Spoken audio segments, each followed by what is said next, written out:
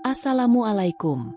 Selamat datang di channel Cerita Novika 2. Semoga hari ini teman-teman dalam keadaan sehat walafiat dan senantiasa diberikan kebahagiaan sepanjang hari.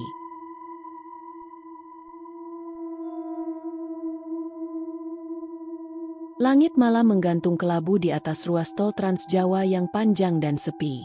Kilatan cahaya dari lampu mobil-mobil yang melintas sesekali memantul di rambu jalan, menciptakan suasana tenang namun asing. Di dalam sebuah mobil MPV abu-abu, 4 orang tengah menempuh perjalanan panjang, mudik dari Jakarta ke Semarang. Pak Darto, pria parubaya dengan perut sedikit buncit dan kumis tebal yang rapi, duduk di balik kemudi. Wajahnya serius tapi sesekali tersenyum menanggapi celoteh anak-anak di bangku belakang. Di sebelahnya duduk Bu Ayu, istrinya, mengenakan kerudung pastel dan jaket tipis. Ia tampak lelah namun tetap terjaga. Sesekali membuka termos kecil untuk menyuapi anak bungsunya. Di kursi baris kedua, Raka, remaja 17 tahun yang baru saja lulus SMA, mengenakan hoodie hitam dan headphone yang menggantung di leher. Sementara di sebelahnya, Nina, adiknya yang berusia 10 tahun, duduk bersandar pada boneka kelinci putih kesayangannya. "Masih jauh, ya?" tanya Nina sambil mengusap perutnya. "Aku mual." Pak Darto melirik spion tengah. "Dikit lagi kita cari rest area." "Ya, nak. Sabar sebentar.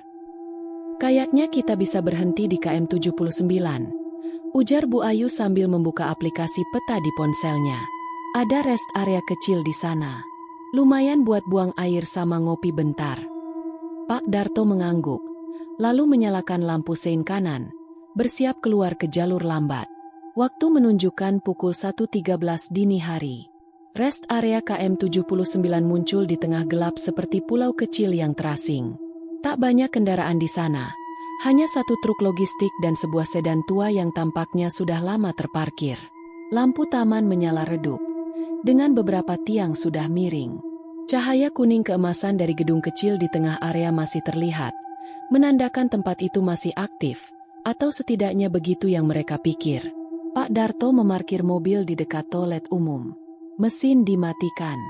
Lampu kabin menyala sebentar, menampakkan wajah kelelahan semua anggota keluarga. "Udah sampai. Nina, ayo ke toilet dulu," ajak Bu Ayu sambil membuka pintu. Nina mengangguk lemas, lalu berjalan sambil menggenggam tangan ibunya. Raka ikut turun, meregangkan badan.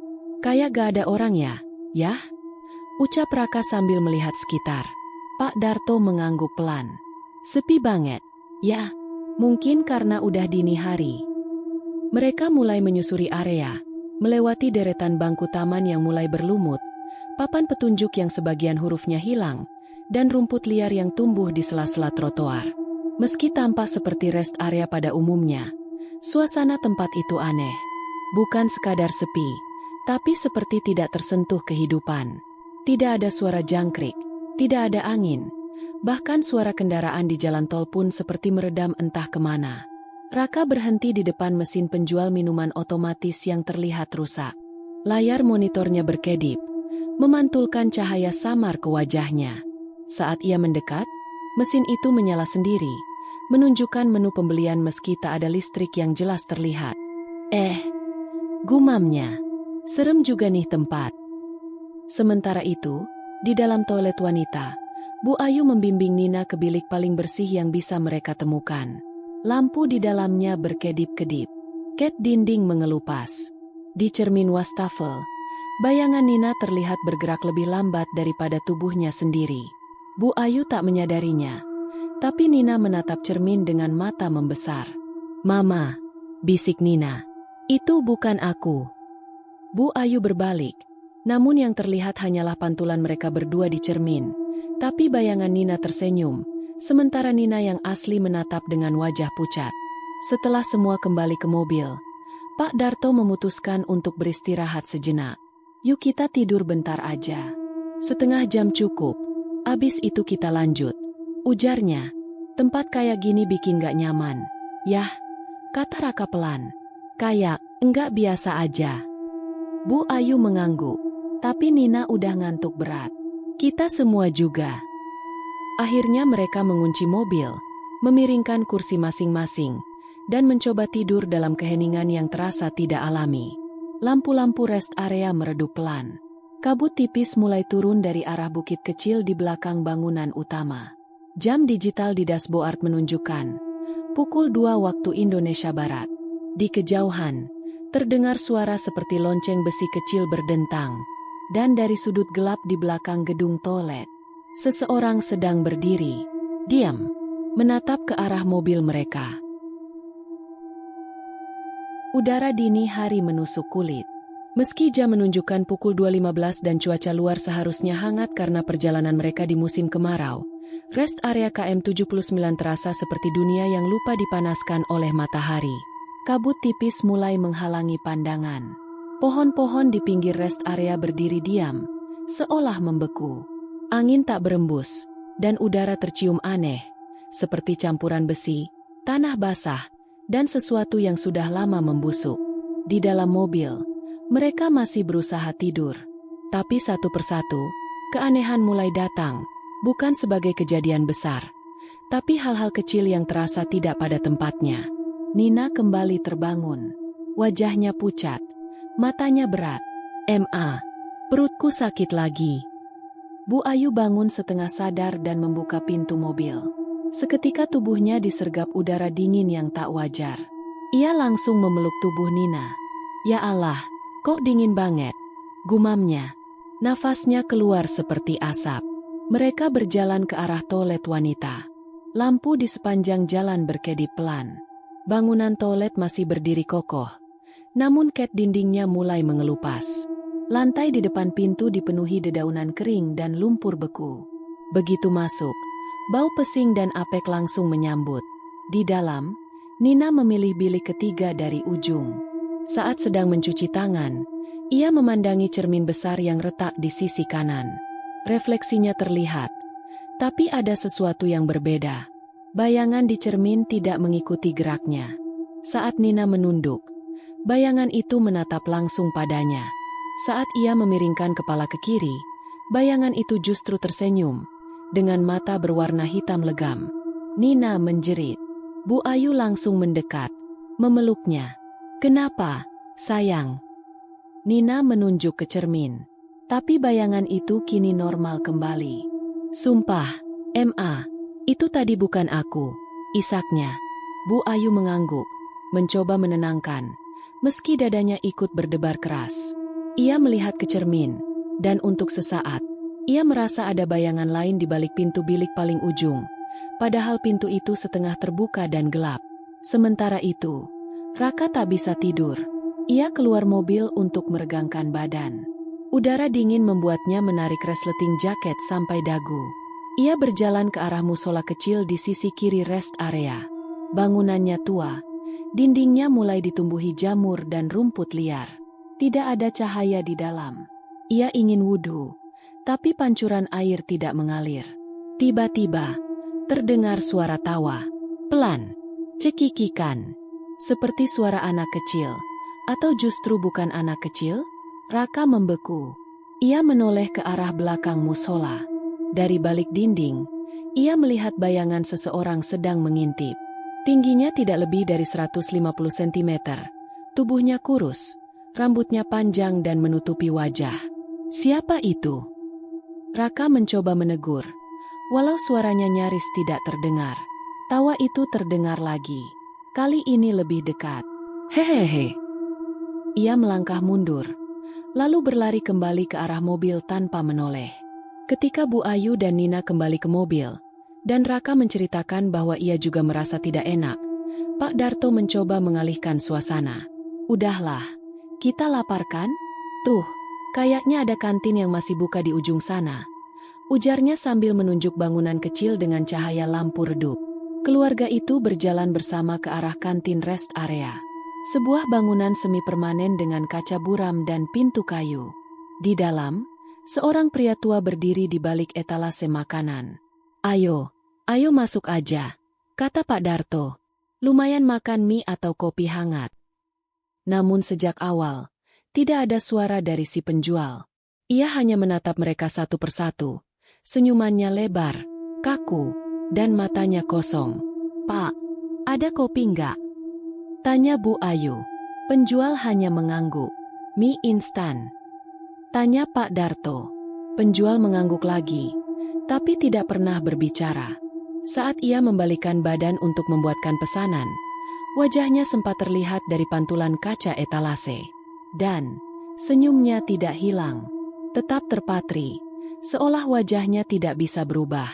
Seperti topeng. Raka mencolek lengan ayahnya. "Yah, keluar yuk, aku gak enak." Pak Darto mulai merasa hal yang sama. Ia menoleh ke Bu Ayu dan Nina yang sudah duduk di pojok kantin. Nina menatap lurus ke dinding dan berbisik, orang itu nggak punya bayangan." Semua menoleh. Dan benar, lampu neon di atas kepala penjual menyinari tubuhnya dari atas, tapi lantai di bawahnya kosong. Tidak ada bayangan. Mereka buru-buru keluar dari kantin, meninggalkan makanan yang belum sempat dimakan.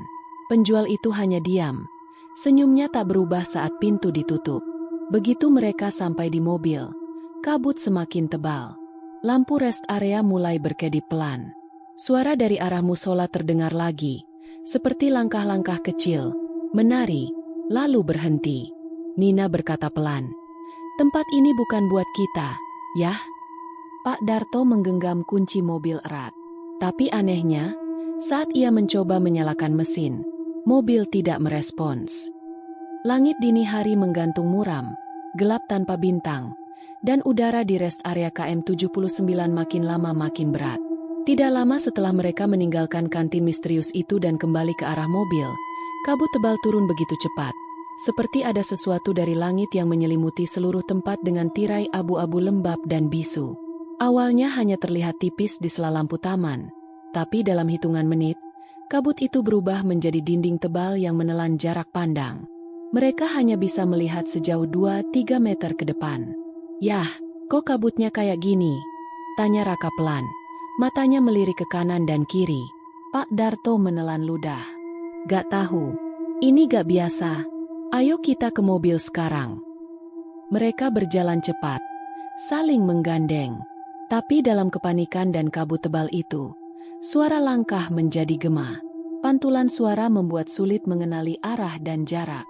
Dan dalam kekacauan sesaat, Nina terlepas dari tangan Bu Ayu. "Nina!" Suara Nina menjauh, samar, seolah bergema dalam lorong. Bu Ayu panik, berlari ke arah suara. Raka spontan mengejar ibunya. Sementara Pak Darto tertinggal, menoleh ke kiri dan kanan, menemukan dirinya tiba-tiba sendirian. "Nina! Ayu! Raka!" Jawaban tak datang. Kabut makin pekat. Angin berhenti total. Tidak ada daun bergerak. Tidak ada suara jangkrik. Hanya keheningan yang ditekan oleh sesuatu yang tak kasat mata. Bu Ayu berlari ke arah belakang rest area, melewati tiang-tiang lampu yang mulai padam satu persatu. Ia berhenti ketika mendengar suara azan. Tapi azan itu terbalik. Suaranya lirih, berat, dan dilantunkan seolah rekaman diputar mundur. "Ya Allah!" bisiknya. Lalu terdengar suara anak kecil menangis. Tangisan Nina, "Aduh, sayang, Mama di sini!" teriak Bu Ayu, mengikuti suara. Namun suara itu bergerak, dari kiri ke kanan, lalu ke belakang. Tangisan berubah jadi tawa. Tawa kecil, tawa Nina, tapi nadanya berbeda, penuh ejekan. Di sisi lain, Raka menyusuri jalur menuju bangunan toilet, mencoba mengenali tempat. Ia memanggil Nina dan ibunya berulang kali. Tak ada jawaban. Hanya suara napasnya sendiri yang menggema di tengah kabut.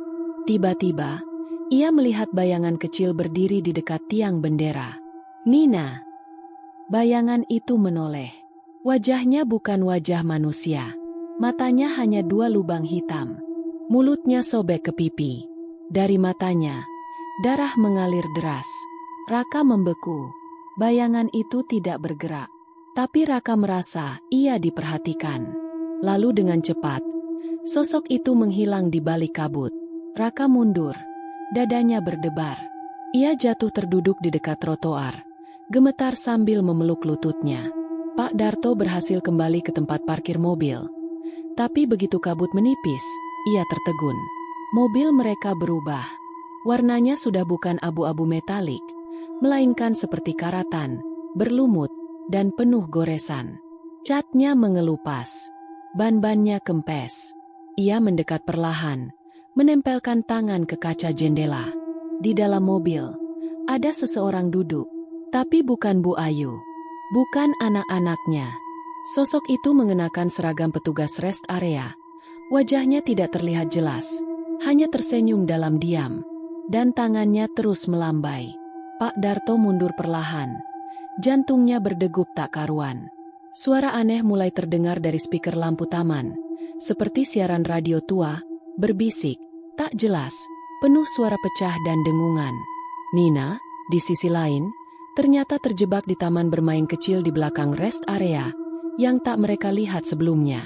Ayunan berkarat, perosotan yang ditumbuhi rumput liar. Ia duduk di dekat boneka yang entah siapa letakkan. Boneka kelinci, tapi tanpa mata. Kepalanya robek, lehernya dililit tali kecil, dan dari tubuhnya keluar suara, "Main sama aku." Nina memeluk tubuhnya sendiri, tak menangis, tak bicara, hanya gemetar sambil memejamkan mata. Waktu seolah berhenti, kabut menelan semuanya. Setiap anggota keluarga berada di dimensi kecil masing-masing di dalam rest area yang tak pernah benar-benar ada. Tempat itu hidup. Ia bernapas dengan kabut. Ia menatap dengan cahaya yang mati. Ia memanggil dengan suara-suara yang pernah hilang. Dan ia ingin satu hal. Mengurung, menelan, menjadi rumah terakhir. Kabut belum juga mengangkat, malah kini makin tebal, seolah menjadi bagian dari bangunan tua dan jalan setapak yang saling berkelok dalam kesunyian. Cahaya lampu taman tidak lagi membantu, hanya menambah efek mencekam pada bayangan yang muncul di antara kabut. Rest area KM 79 tidak hanya terlihat hidup, ia benar-benar hidup. Setiap anggota keluarga seolah dipisahkan, dibawa masuk ke dalam versi lain dari tempat itu, dimensi yang tidak mengikuti hukum waktu dan ruang seperti dunia nyata. Seakan rest area ini memiliki pikirannya sendiri, dan sekarang sedang menggoda, menyiksa, lalu menelan perlahan. Raka berjalan pelan ke arah bangunan minimarket yang terletak di pojok area. Ia merasa terdorong untuk masuk ke sana, seperti ada yang membisikkan ke telinganya. "Kau harus lihat apa yang kau lewatkan." Pintu kaca berderit saat ia dorong perlahan. Bau apak dan jamur langsung menusuk hidung. Lampu neon di dalamnya berkedip pelan, menciptakan bayangan panjang dari rak-rak kosong yang sudah berkarat. Bungkus makanan ringan di rak tampak berdebu, menguning, dan kadaluarsa sejak 2012. Botol air minum retak, dan kulkas di belakang berdengung lirih tapi isinya kosong. Raka berkeliling, sampai pandangannya tertuju ke monitor CCTV tua yang masih menyala di pojok kasir. Ia mendekat, berharap bisa melihat petunjuk di mana anggota keluarganya berada. Namun, saat melihat layar, napasnya tercekat. Rekaman CCTV menunjukkan mobil mereka datang pukul 13.25 siang. Padahal mereka tiba hampir pukul 2 dini hari. Dan di rekaman itu, mereka semua turun dari mobil, lalu tak pernah kembali. Hanya berdiri, berjalan ke arah berbeda, seolah masuk ke kabut dan lenyap. Raka menelan ludah. Ia ingin mematikan monitor, tapi tombolnya rusak. Ia menatap layar terakhir. Gambar statis menunjukkan dirinya berdiri di depan monitor saat ini. Tapi di belakang sosoknya di layar, ada bayangan tinggi yang tak terlihat di dunia nyata. Bayangan itu mencondongkan kepala, mendekat. Raka menoleh dengan cepat. Tapi tak ada siapa-siapa. Hanya rak kosong, dan suara detak jam yang terlalu keras di dinding. Di sisi lain rest area, Bu Ayu berlari kecil melewati lorong belakang bangunan utama, menuju deretan kamar-kamar yang tampak seperti ruang staf. Ia mencari Nina, terus memanggil. Tapi hanya gema suaranya sendiri yang terdengar. Hingga ia mendengar suara tangis. Tangisan Nina. teredam, seperti dari balik dinding. Ia mengikuti suara itu ke sebuah pintu besi yang tertutup rapat. Di daun pintu yang berkarat itu tertulis besar dengan cat merah menyala. "Jangan dibuka." Bu Ayu mengetuk. Panik. "Nina, nak, Mama di sini." Tangisan itu semakin keras, seperti dipanggil dari dalam lubang. Bu Ayu, dengan gemetar, membuka pegangan pintu dan mendorongnya pelan. Pintu itu berat, dingin seperti baru keluar dari lemari es. Dan di baliknya, ruangan kosong. Tidak ada Nina. Tidak ada siapa-siapa. Hanya ruang sempit. Lantainya keramik putih kusam. Di tengah ruangan, meja panjang dari baja. Lampu redup menggantung langsung di atas meja itu. Udara di dalam ruangan sangat dingin. Seperti ruang jenazah. Bu Ayu ingin menjerit, tapi tak ada suara yang keluar dari mulutnya. Tangannya lemas. Saat ia berbalik hendak keluar, pintu tertutup sendiri dengan suara keras. Krek. Gelap. Hanya suara tangis pelan. Dan suara seseorang membisikkan dari sudut ruangan. "Bukan anakmu yang menangis." Pak Darto akhirnya menemukan gedung informasi yang sebelumnya terlihat dari kejauhan. Ia masuk, berharap bisa menggunakan telepon atau peta untuk mencari keluarganya. Gedung itu kecil, tapi penuh dengan papan pengumuman, peta jalur tol, dan foto-foto dokumentasi rest area dari masa lalu. Ia menyorot dinding dengan ponsel. Ada papan kayu besar dengan cat pudar. Di sana, tertulis, "Keluarga terakhir, 2011. Dalam kenangan dan penghormatan bagi para pengguna jalan yang hilang." Pak Darto mendekat. Ada foto keluarga yang tergantung dengan figura kaca. 4 orang berdiri di pinggir jalan tol, tersenyum. Seorang ayah, ibu, anak remaja, dan gadis kecil yang memegang boneka. Pak Darto menatap foto itu lekat-lekat. Kakinya melemas, matanya membesar. Itu mereka. Wajahnya sendiri. Istrinya, Raka, Nina. Tapi, foto itu sudah ada sejak 12 tahun lalu. Ia jatuh terduduk. Dunia berputar. Suara-suara mulai bergema di telinga. Kalian sudah datang sebelumnya. Kalian hanya lupa. Kini waktunya mengingat. Kini jelas, tempat ini bukan hanya rest area. Ia adalah penjara jiwa. Dimensi yang muncul hanya bagi mereka yang terlalu lelah, terlalu lemah, atau terlalu dekat dengan kematian. Rest area KM 79 tak butuh pengunjung. Ia butuh penghuni. Mereka. Dan kini, masing-masing anggota keluarga sedang diuji. Siapa yang akan bertahan? Siapa yang akan terlambat menyadari? Jam digital di dashboard mobil menunjukkan pukul 3.33 dini hari. Waktu yang dianggap tak bersahabat oleh banyak orang. Di rest area KM 79, waktu seolah tak berjalan. Tak ada tanda fajar. Tak ada suara kendaraan. Hanya bisikan, tangisan, dan suara langkah dari arah yang tak bisa dijelaskan. 4 anggota keluarga itu, yang sebelumnya terpisah dan tersesat dalam bagian-bagian berbeda dari tempat tersebut, kini mulai mengalami sesuatu yang jauh lebih dalam dari sekadar gangguan supranatural. Mereka mulai kehilangan batas antara kenyataan dan mimpi buruk. Raka berlari dalam lorong panjang berwarna kelabu. Di dinding-dindingnya ada foto-foto keluarga mereka. Tapi semua wajahnya kabur. Ia melihat Nina di ujung lorong, berdiri memegang bonekanya. "Nina!" panggilnya. Tapi saat ia mendekat, Nina menoleh dengan wajah penuh luka, matanya hitam sepenuhnya. Ia berbisik, "Kita udah mati, Kak." Raka terbangun, di dalam mobil, yang kini terendam air laut setinggi leher. Ia berteriak, tapi tak ada suara keluar. Di depan mobil, seseorang berdiri di tengah genangan air. Sosok perempuan dengan rambut panjang, wajah pucat, dan mata melotot penuh kebencian. Bu Ayu bermimpi duduk di ruang keluarga rumah mereka di Semarang, menyuapi Nina kecil. Semua tampak damai, hingga televisi menyala sendiri. Di layar, ditampilkan rekaman rest area KM 79. Dirinya sendiri terlihat memasuki ruangan bertuliskan, "Jangan dibuka." Lalu layar berubah jadi siaran berita. 4 jasad ditemukan membusuk di rest area kosong. Tiba-tiba, Nina kecil di sebelahnya berubah menjadi mayat. Mata membelalak dan mulut membiru. Bu Ayu menjerit. Pak Darto bermimpi mengemudi seorang diri. Jalan tol kosong, lurus tak berujung. Tapi spion menunjukkan sesuatu duduk di bangku belakang. Ia menoleh. Dirinya sendiri, tapi lebih tua. Dan tersenyum. Sosok itu berbisik. Kau sudah pernah ke sini, ingat? Satu persatu mereka terbangun dari mimpi. Tapi bukan kembali ke kenyataan. Mereka terbangun masih di rest area. Tapi kini semuanya gelap. Kabut hilang. Digantikan kegelapan yang pekat. Seperti malam tanpa ujung.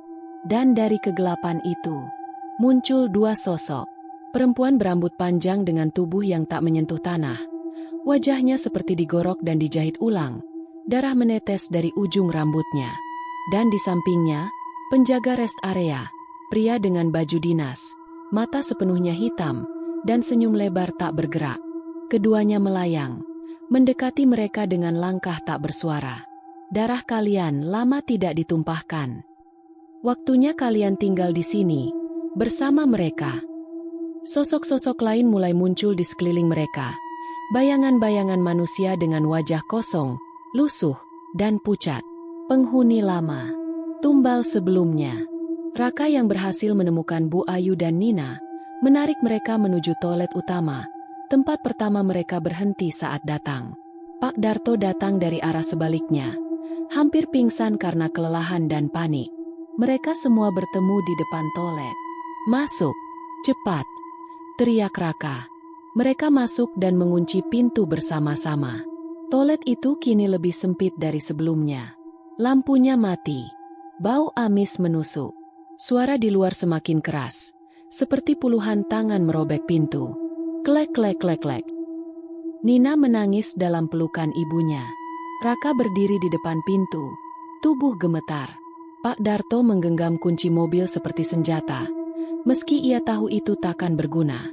Lalu, terdengar suara dari atas.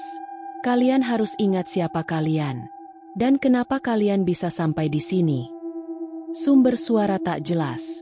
Tapi dari celah ventilasi, terdengar bisikan familiar. Suara mereka sendiri, seperti diputar ulang dengan nada dingin. Dalam ketakutan, Nina tiba-tiba berdiri. Ia menatap ibunya. Lalu Raka.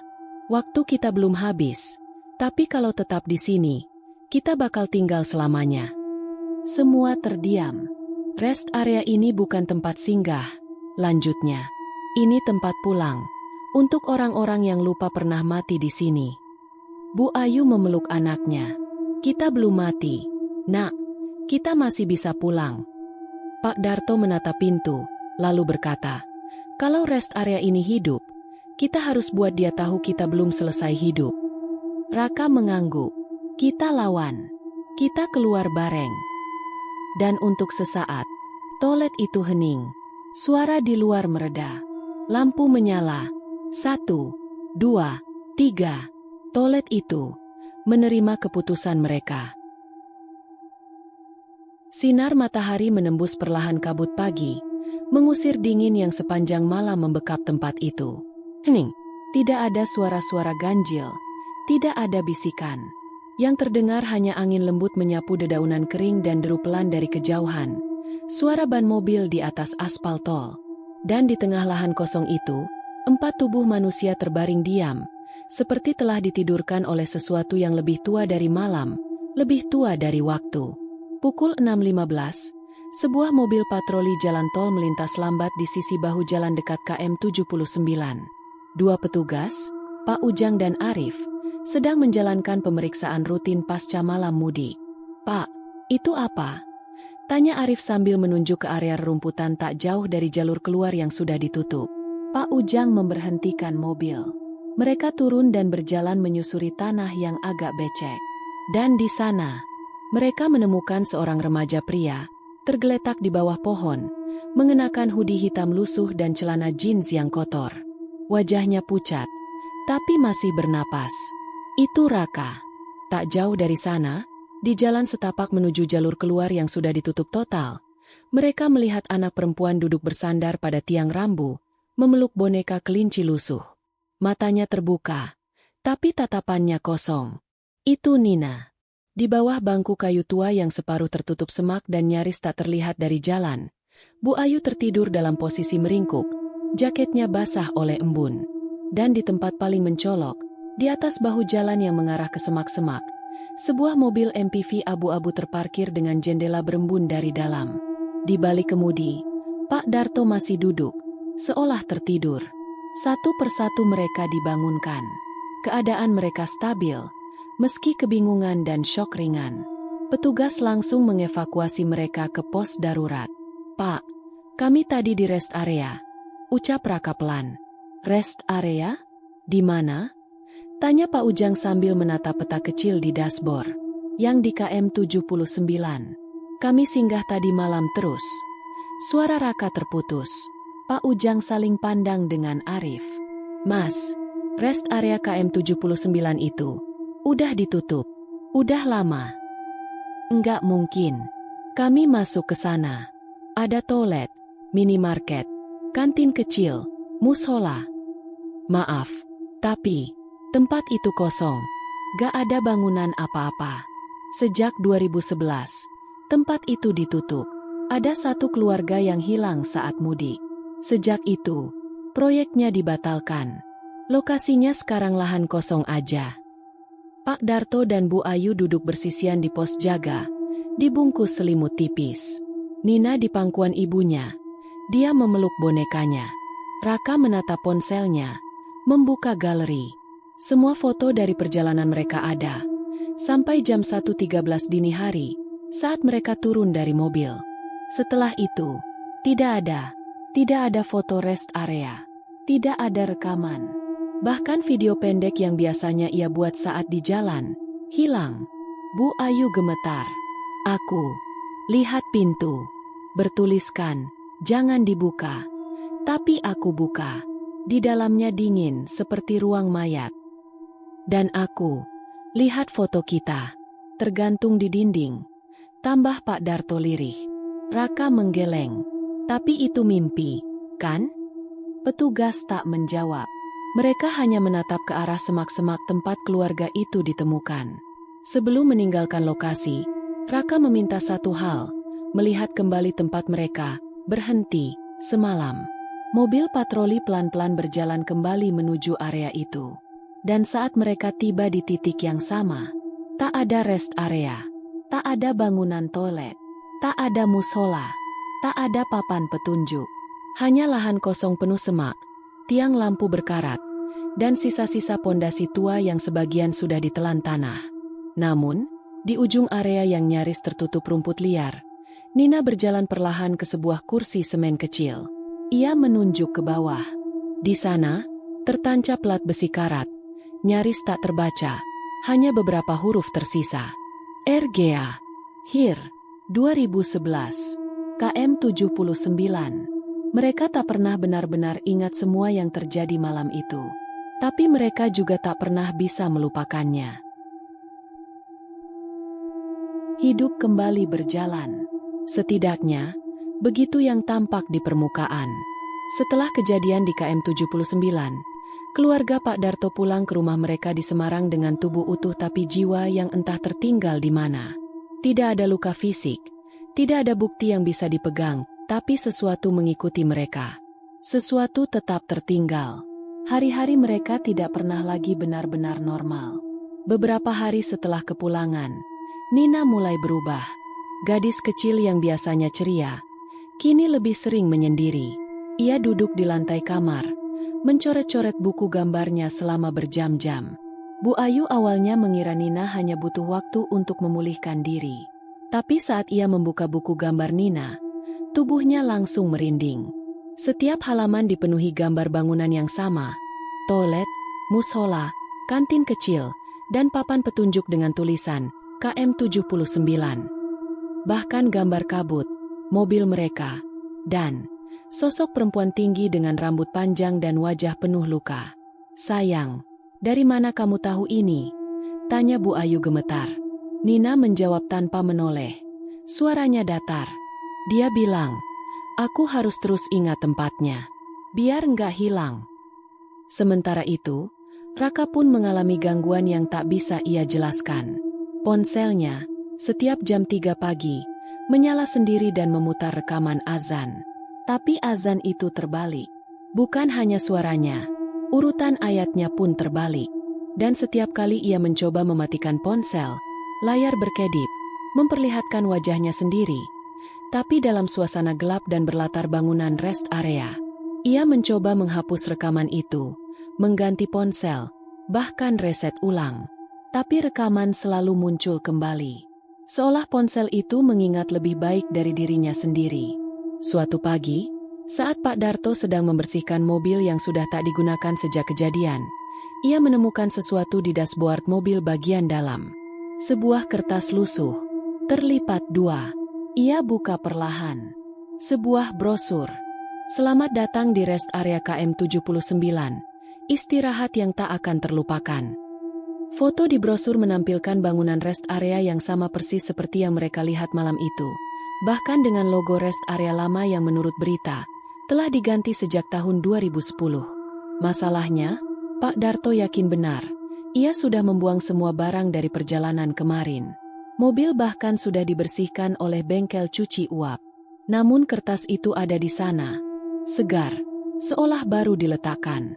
Malam itu, pintu rumah mereka diketuk. Pak Darto membuka, tapi tak melihat siapa-siapa. Di lantai depan teras, sebuah paket kecil coklat terbungkus rapi. Tidak ada nama pengirim, tidak ada alamat. Hanya tulisan tangan di atasnya. Untuk yang belum selesai berpamitan. Dengan hati-hati, mereka membukanya bersama-sama. Di dalamnya, sebuah bingkai foto. Isinya, foto keluarga mereka berdiri di dalam rest area KM 79. Posisinya sama seperti yang Pak Darto lihat di dinding bangunan informasi malam itu. Mereka semua mengenakan baju yang sama seperti saat malam kejadian. Tapi yang membuat mereka nyaris berhenti bernapas adalah, di sudut foto, berdiri sosok perempuan berambut panjang. Wajahnya buram, tapi matanya, merah, mengarah langsung ke kamera.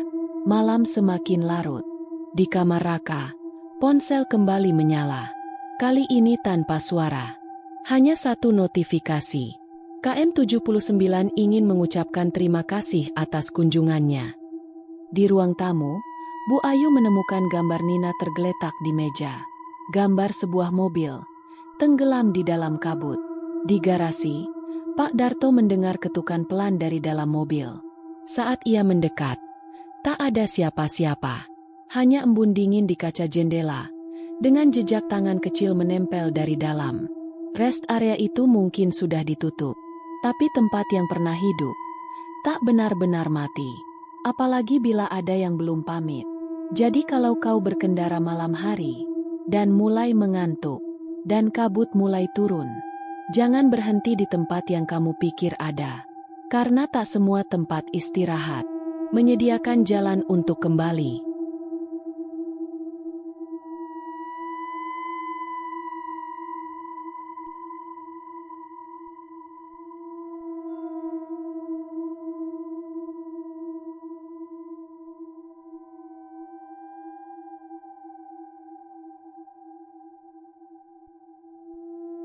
Demikian cerita hari ini. Semoga teman-teman dapat terhibur dan dapat mengambil hikmah kebaikan isi di dalamnya. Jangan lupa juga bagikan cerita ini kepada teman-teman yang lain agar mereka juga bisa mendapatkan hiburan yang sama. Mohon maaf apabila ada kesalahan kata dan ucapan kami dalam membacakan cerita ini. Terima kasih dan wassalamualaikum.